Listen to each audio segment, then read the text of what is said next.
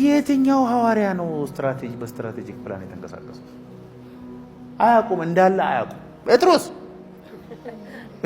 ፕላን ስክሪፕቶ በእጁ ይዞ አያውቅም። ተሸክሞ የሄደው ግሎሪ ግን ከተማ ይገለባበታል።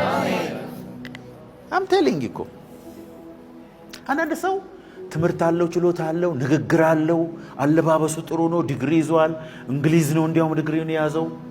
ከዛ በኋላ መጥቶ ቸርች ይጀምራል። 6 ሰው በላይ ሰው አይደለም። 6ቱ ራሳቸው ምን ነው ይሄ ሰውዬ በጨረሰና በወጣን ነው የሚሉት። አንዳንዱ ከገጠር መጥቶ ገመድ አፍ ነው፣ ምን እንደሚል አይታወቅም። የመጽሐፍ ቅዱስ ብቀት የለው፣ ከጌታ ጋር ተገናኝቷል። ህዝብ ተገልብጦ ይመጣበታል። ብዙ ሰዎች አያውቁም። አሁን እሱ ሰውየው ከጌታ ጋር በልቡ የተገናኘበት ቦታ አለች። ስለዚህ ያንን ተብታባ ሰውዬ ለመስማት ሌሊት ትሄዳለህ። ባለ እንግሊዘኛው እያለ አም ሶሪ እኔ የምፈልገው እግዚአብሔር የዕቅድ አምላክ ነው። እግዚአብሔር የፕሪንሲፕል አምላክ ነው። እግዚአብሔር እያንዳንዱን ነገር የሚያደርገው በኦርደር ነው። እኔ በሱ አምናለሁ 100%። ልቤ ውስጥ ያለው ካራክተሬ ግን ኦርደሮችን ሁሉ አስጥሶ ያስኬደኛል። አሜን። እግዚአብሔር ራሱ ከኦርደር ውጪ ወደ እኔ እንዲመጣ ያደርገዋል።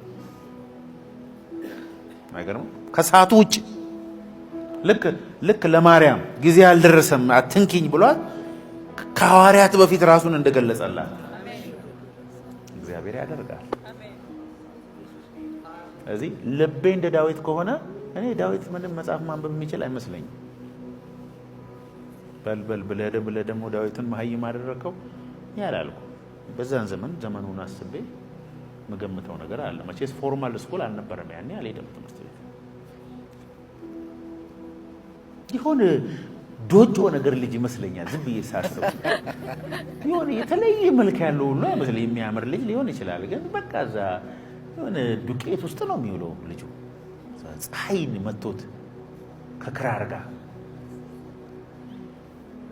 ምንም አባቱ ራሱ እኮ የሆነ መልኩ እንኳን እኮ ወጣ ያለ ቢሆን ይጠራው ነበር ተብሎ የሚታሰብ ሰው እኮ ነው። ጠብቆ ነው የሚገርም። ሩት እኮ ከዛ ሀገር ተሰዳ የመጣችው ለዳዊት ነው። አሜን አትልም ወይ? ሻራባጋታላ እግዚአብሔር ከዙፋን ሲያይ ግን የሚያየው ንጉሥ ይታየዋል። የዳዊት አምላክ ተብሎ ለመጠራት እዛ ውስጥ ግን የተቀባ ይታየዋል። በቃ እኔ እግዚአብሔርን የሚስብ ልብ እግዚአብሔር እንዲሰጠኝ እኔ ጸሎቴ እሱ ነው። እግዚአብሔር ሆይ አንተን በዙፋን ላይ ፈገግ የሚያስብል ልብ ስጠኝ። በሰዎች ፊት ልክ መሆን ይቻላል። በእግዚአብሔር ፊት ሮንግ ሆኜ በሰው ሁሉ ፊት ልክ ከመሆን የሰዎች ሁሉ ጠልተውኝ በእግዚአብሔር ልቤ ደስ የሚሰኝበት ብሆን